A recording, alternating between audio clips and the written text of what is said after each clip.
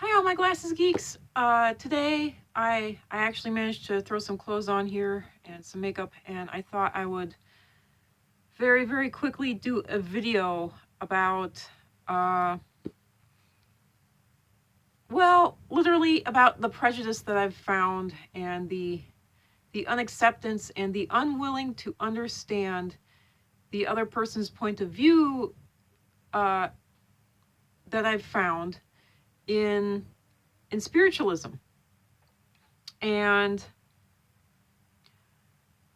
this month is actually a month where we actually celebrate, you know, LGBTA and questioning and queer, I call it Q2, uh, people. And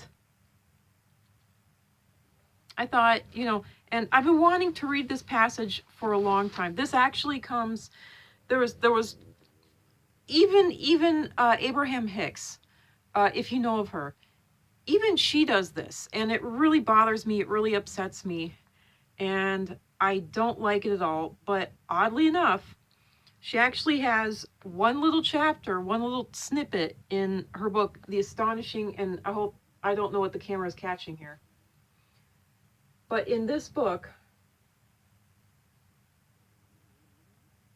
she actually has one little snippet.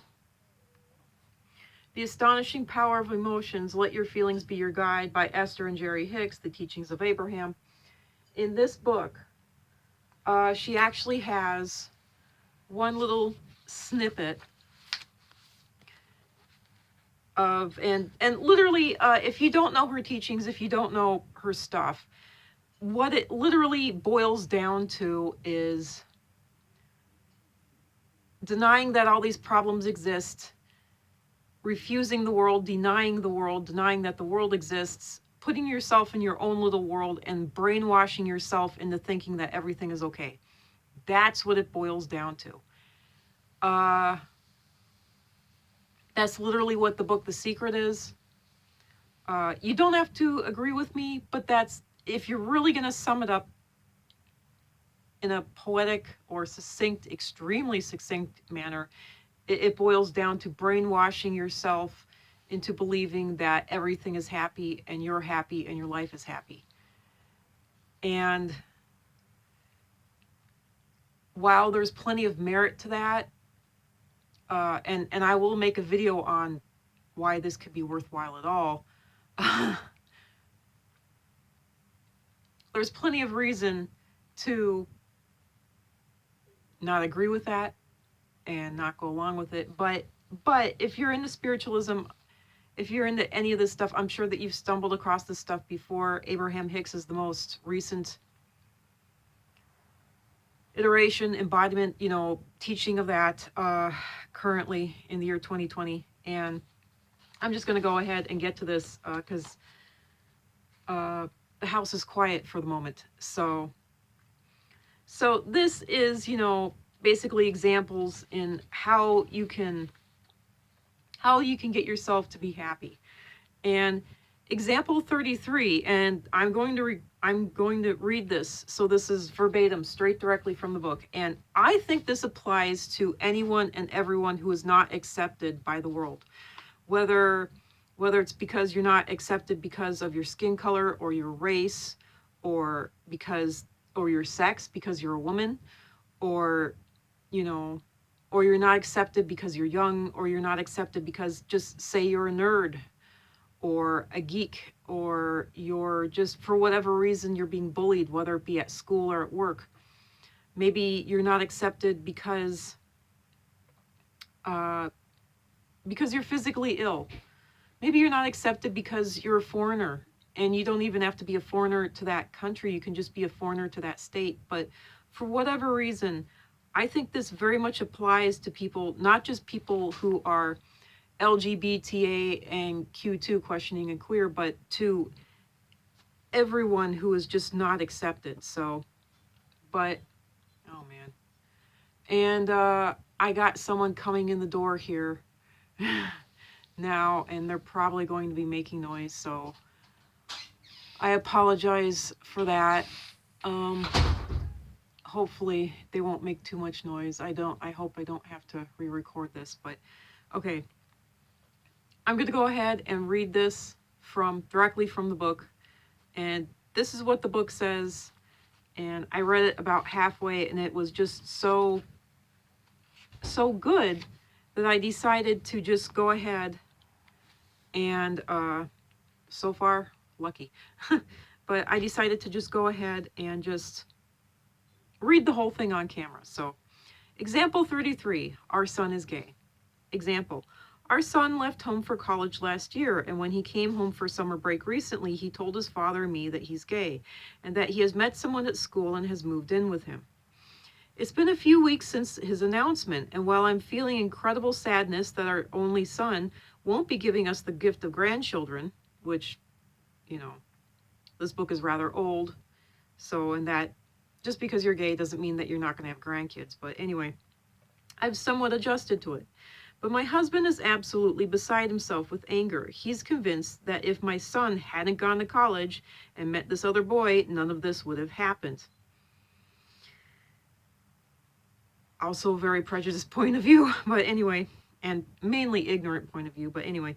When I see how angry his father, who I know loves him very much, is, it terrifies me how my son will now be treated by the rest of the world. And so this is what Abraham Hicks answered to it. It is never an easy thing for parents to realize that their child has a different viewpoint on life. For most parents believe that through the hard work of their own life, they have come to the correct assumptions and conclusions about things, and then they work hard to pass these on to their own children. And you know what, that is very correct. A lot of people have their own assumptions and have come to their own conclusions, and they don't even realize that their assumptions and their conclusions are usually very prejudiced and very not so great. So anyway, I need to stop inserting my own opinions here and just read, sorry.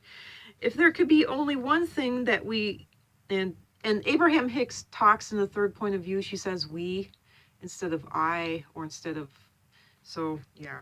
So if there could be only one thing that we could convince parents of, a thing that would help them to maintain a wonderful relationship with their children, a thing that would free parents and children from the pain of attempting the impossible, it would be this: your children are not you and did not come forth to be you.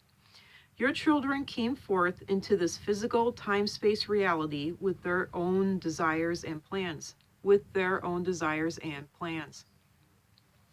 Your son being gay, and I'm going to get closer to the camera here because, and I'm sorry to insert my own thing here, but I'm going to get closer to the camera because I got talking now and they're about to get louder. So our son being gay is not something that happened to him at college.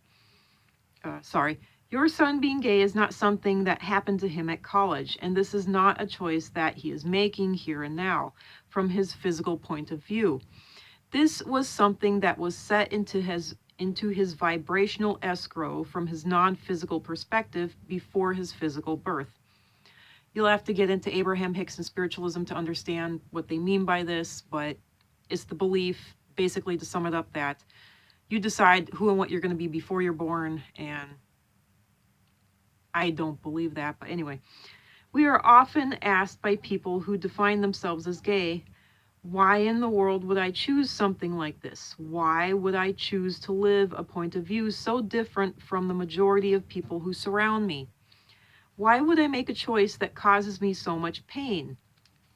And I got the exact same question about being physically ill, being poor, being homeless, being anything that's not accepted or that's fought against, such as being a certain race, being a certain sex, being LGBTA and questioning a queer, being anything at all. But anyway, this is her answer. Or, as Abraham Hicks says, their answer.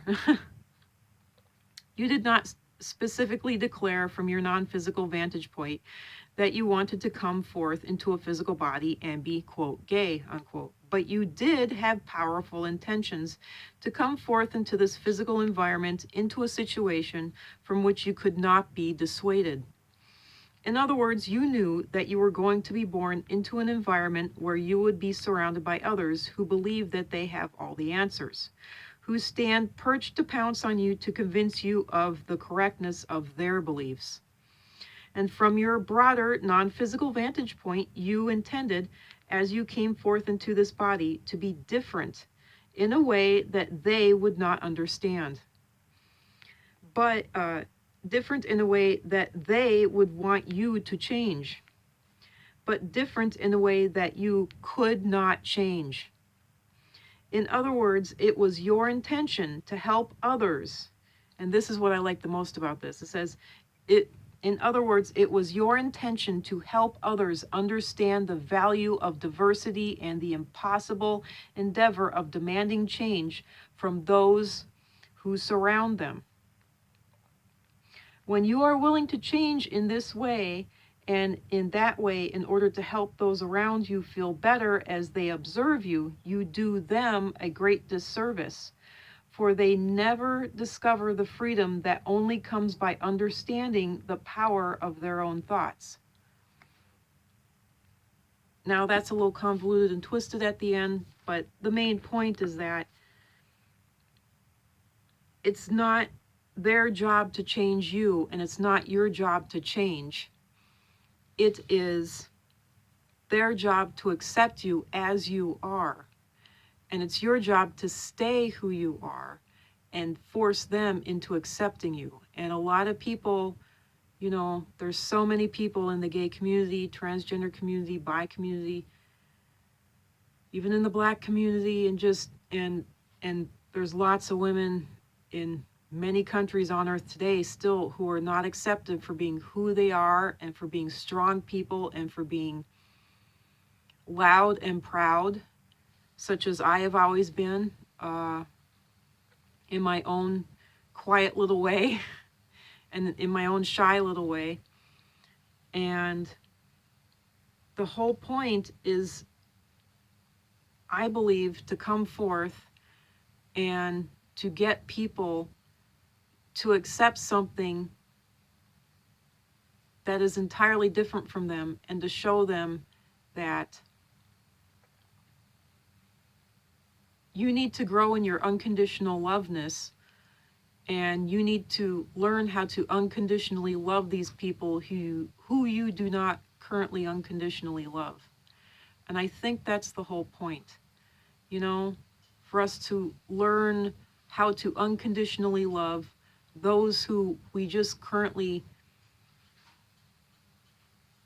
don't have the ability to unconditionally love, because there's lots of people, and that's all I'm seeing in the world. So I'm gonna try to hurry up and read the rest of this chapter here, because there's only about 2 pages left. So yeah, because there's lots of people out in the world today who don't love LGBTA questioning queer people. You know, it's one thing to not understand them, but it's a whole nother thing to not love them, not accept them. Obviously there's lots of people nowadays who still don't accept black people, who still don't accept women, and who don't accept strong women, who, like, say, would much rather build a house than take care of a house, who would much rather, you know, paint and do art than, you know, take care of kids like me, you know, who would much rather, you know, eat someone's good cooking than actually cook. I don't like cooking. I would much rather eat someone's good cooking than, you know. And the same thing with guys. There's lots of guys who would much rather take care of kids and cook than go out and mow the lawn or build a house, you know. And I say more power to them. That's awesome. And we should accept people like this, even though the majority of society even today doesn't want to accept men like that, doesn't want to accept women like that, and doesn't want to accept people because they're LGBTA questioning and queer, they're, you know, or they're just, you know, women, or they're just flat out black people. It's just, you shouldn't refuse someone because, you know, you shouldn't even, you know, there's lots of people who don't want to accept others simply because they're foreigners to that state or that country. It's just, it's insane. So anyway, so I think the whole point is to learn how to unconditionally love people. So anyway, many people speak of unconditional love, but rarely live it. Instead, when they see a condition that causes them to feel negative emotions, they demand a change in the condition. But in doing so, they set themselves on a long and uncomfortable path of attempting to control others in order to feel good. And I just got to insert my opinion in here again. This is also true with people of a different political standpoint than you.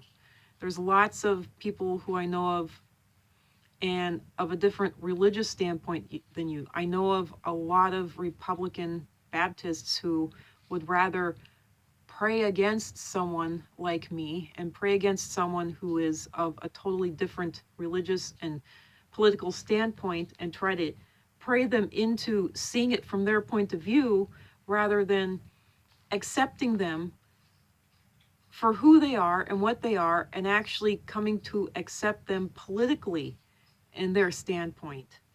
And granted, that can be said of Democrats too, but it's more often from the Republicans, that they're really wanting to get everybody to conform. The Democrats seem to be more open-minded, but still, anyway. But yeah, so that's true for even something like political standpoints. So, and it even cuts across, those who have more money wanting to get people who have less money to live like them, even though it's entirely impossible, It's just, But anyway, to try to finish this chapter. When controlling others is necessary in order for you to feel good, you must confine yourself to a very small world over which you can gain control, and then you must give more time and energy than you possess to this impossible effort. Unconditional love is just what it says, being connected to love and to who you really are, regardless of the conditions. When I focus upon thoughts that my inner being agrees with and therefore feel wonderful, positive emotions, I'm in alignment with that which is love. My son or anyone else does not have to be different in order for me to remain connected to my source of love. And so we would like you to understand, Abraham Hicks talks in the third person, and so we would like you to understand that with the most loving of intentions, your son has come forth to give you the gift of unconditional love. And there will be no greater joy in your lifetime than the embracing of this gift, and no greater pain than the refusing of it. But you, sweet woman, or anyone out there, I say, have another two things to consider. One, you have a son who is not pleasing your husband, and two, you have a husband who is not pleasing you. We are not, and I just got to say, he's not pleasing his son either. We are not offering these words so that you can change the attitude of your husband toward your son or so that you can influence the behavior of your son. Your only power is in finding thoughts that your inner being agrees with and practicing them until they are the dominant thoughts within you. It is your absolute promise. It is our absolute promise to you that your inner being and the source within you will never do other than adore your son, no matter how many people condemn him. And when you are able to adore your husband, no matter what, or any others who may be unhappy about your son's sexuality, you will experience a freedom from resistance as you come into full alignment with who you really are and with the source within you. So begin where you are and try to make your way to the vantage point that your inner being holds about this. My son is asking for so much grief in his life. I wish with all my heart that he were not gay. My husband is unbelievably stubborn, and I fear he'll never get over this. It feels to me that our happy lives are all ruined, and I'm powerless to do anything about it. My husband isn't even trying to understand. My son can't help this, but my husband could be more understanding. This isn't the only thing he's stubborn about, but this one matters more than the rest put together. I hate that this has happened to us. You have moved from powerlessness into anger and blame, so you are headed downstream in the direction of your inner being, but you still have a ways to go. Keep reaching for better feeling thoughts. This is all very new to us. In time, we'll all get used to the idea. It will not feel this awful forever. My discomfort is much more about my husband's response to this than about the fact that my son is gay. And my husband's response is probably more about how this could negatively affect our son rather than any condemnation of him. This will all get better in time. It will improve, especially since we all want to love one another. Sometimes situations like this make you stronger as a family. Nothing could ever happen to really break the bonds of love that we have for each other. I'm going to relax in all this and stop reeling about it in my own personal drama about it. I can diffuse it with my own more stable approach to it. My husband is a reasonable man. My husband is naturally a happy man. We are all happy people on a momentary setback, but we are on our way back to well-being. This will all be all right. Now that you are closer to the way the source within you feels about this, we will write the perspective of source for you here.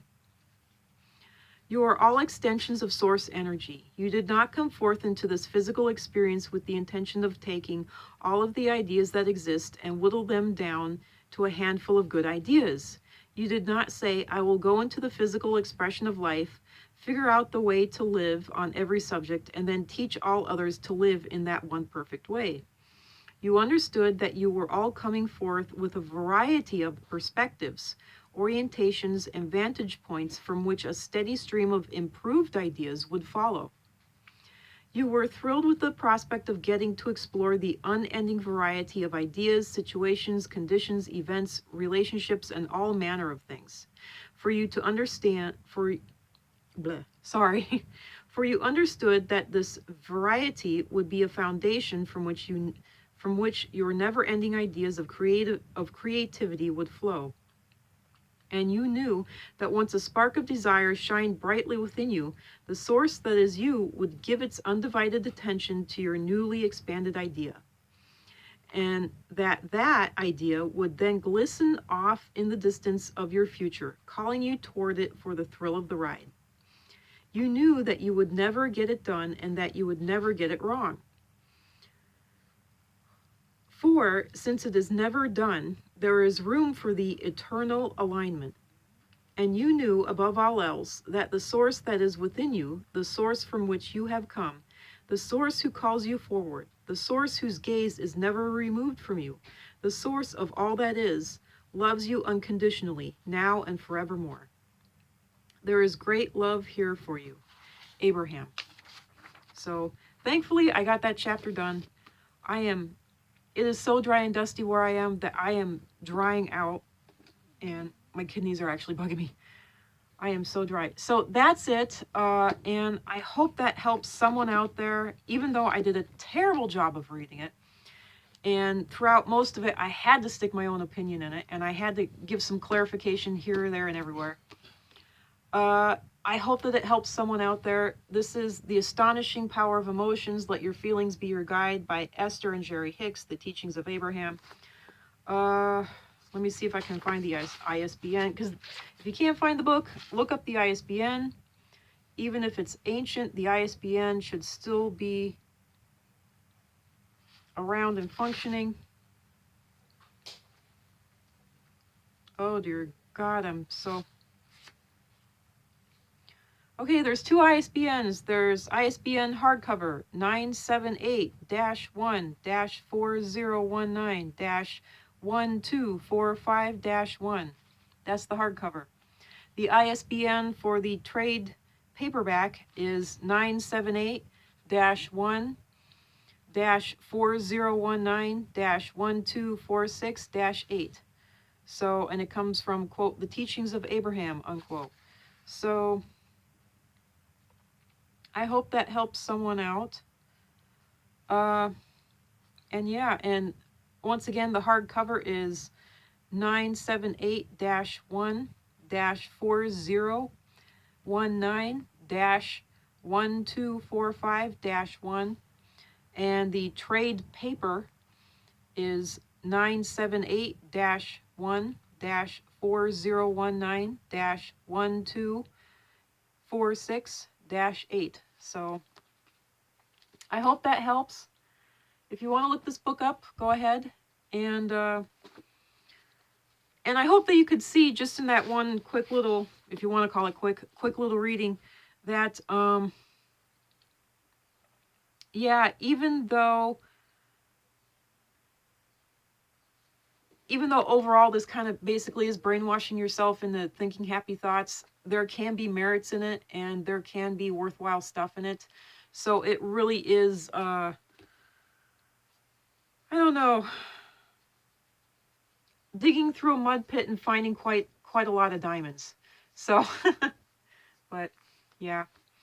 I'm going to do my sign off. So I hope that helps everyone out there. And I'm glad that I finally got to read that on camera and put that out there for the world. So I love you. Remember, truth sets you free, and it can also heal you and help you and guide you on your life. I hope that these truths have helped all of you out there. Nanu, nanu, live long and prosper. Remember what Mr. Rogers said. It's you I like. It's every part of you. It's your soul. It's your core. It's your being. It's your spirit. It's you I like and love. And remember, happiness and laughter can save lives. I love you. Bye.